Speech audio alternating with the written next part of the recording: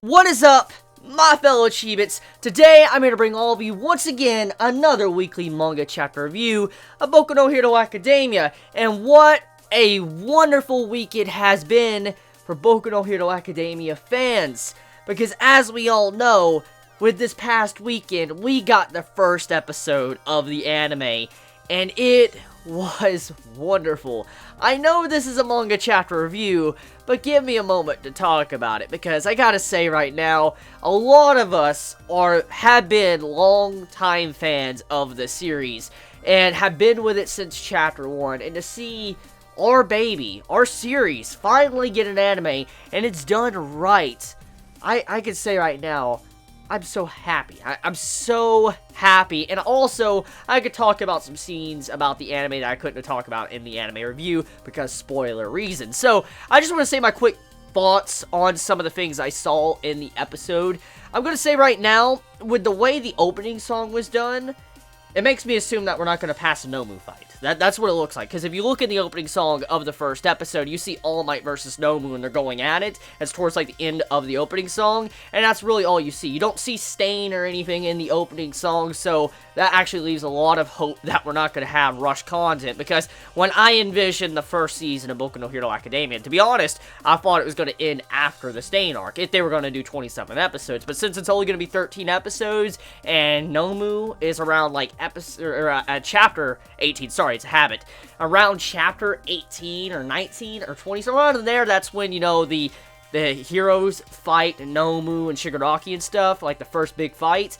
I believe that's actually a perfect point to end the anime on, so I'm actually really happy that the anime is doing rather well with the pacing and stuff, so very good news for us fans of Boku no Hero Academia.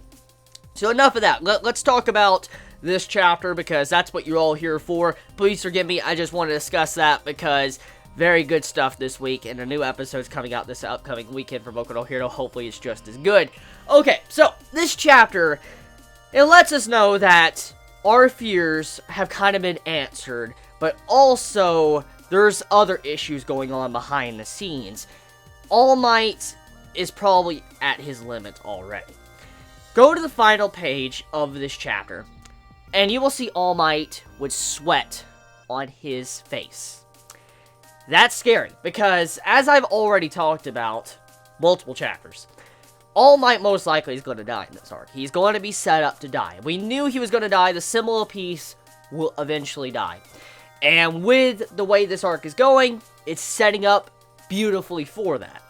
All Might already sweating, and it's the final panel of the chapter, and they're about to go in. It makes me assume he's already at his limit with his ability to use his ability at this time, which is very bad, because he's not even begun fighting yet. And we know All For One is ridiculously strong. He's ridiculously strong, and we know for a fact that there's a bunch of Nomus and other villains and stuff. We haven't seen the entire arsenal of the villains yet, so we know for a fact that it's going to be a very rough fight.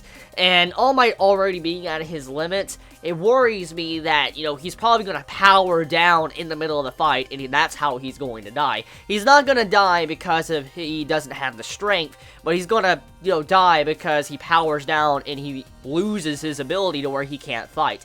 I could see something like that happening, which is very sad if it does.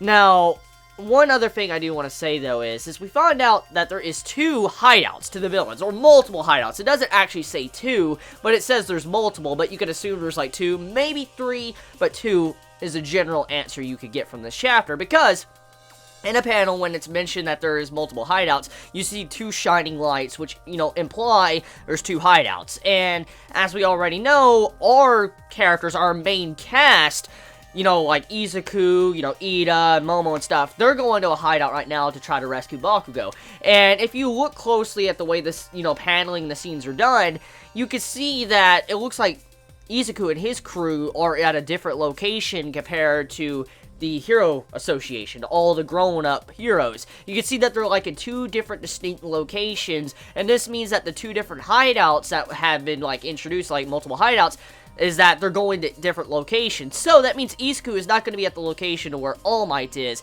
So there's a possibility that the location where All Might and them are at could be the wrong location, or it could be the right location, and vice versa for Izuku's squad. Now, I'm willing to bet when it comes to one of these hideouts, probably one of these hideouts might be All for One. There is a possibility, or there's a possibility that, Shigaraki's crew is at. Because we do know that there's two different hideouts when it comes to that. All for One somewhere else, and we know Shigaraki's crew is at like a cafe bar type stuff. So, I wonder where each, crew is at this time. Is, for instance, Izuku's crew where All for One is, or is Izuku's crew at where Shigaraki is? And that's the main question we have to wonder right now. But if I had to place any bets on the table, I'm going to assume that All Might's crew is near where All for One is, where a bunch of Nomus and stuff, which leads into the next thing I want to talk about. We come to find out that Bakugo, he is still resisting. He's resisting joining the villains, which, couple points for you, Bakugo. Good man, Bakugo, not becoming, someone that's a villain and all that. You're staying true to your character development, your characterization, and you're not going against your character. Very good man, Bakugo.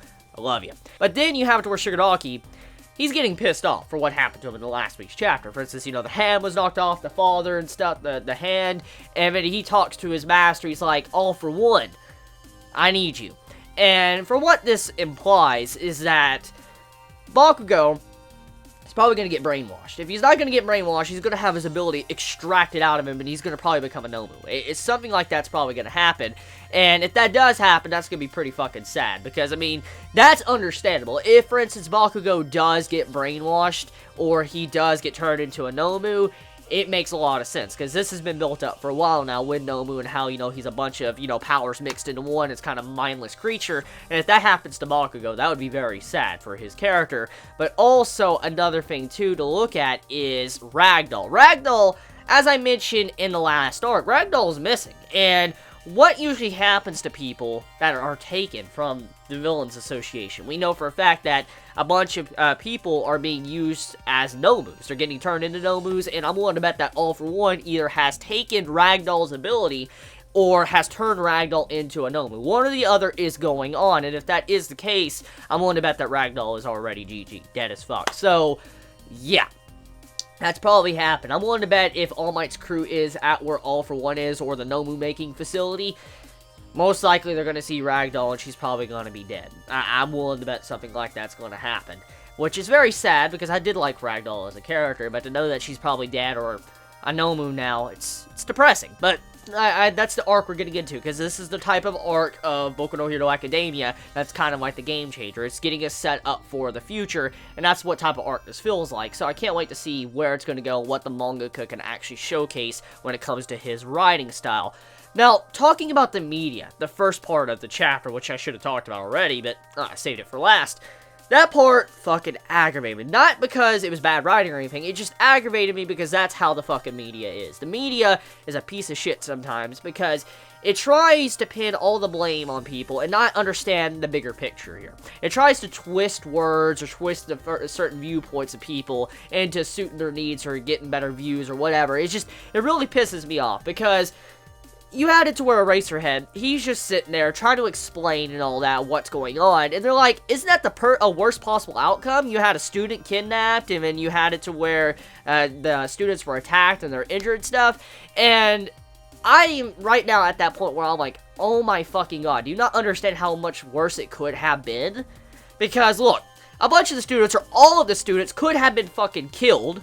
Number one, that's instantly worse than a kid being kidnapped, and there is still a possibility Bakugo could be killed or turned into a Nomu, which, that's not off the table. But, the main point is that they're already thinking that just a couple kids being minorly injured, and they're fine at this time, and one kid being kidnapped is the worst possible outcome. The worst possible outcome is every student being fucking murdered, and then having every teacher murdered, and then having All Might killed right after that. That is probably one of the worst possible outcomes you can have, and just the media pissed me off. And I have to say, I really like the way Aizawa handled himself in that conversation. He was a very good man at that, and the way he was able to hold his composure and not strike back, because that takes a lot of willpower, especially when someone's doing that type of shit to you, and you just saying like, oh, that's the worst possible outcome, when it really was not. So, yeah, Aizawa, good man for that, being able to hold back your tongue and not snap at that media reporter.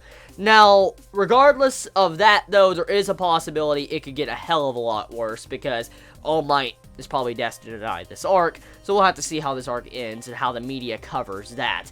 So let me know your thoughts in the comments below. You all have a wonderful day or night wherever you live. Please be safe. Chibi out.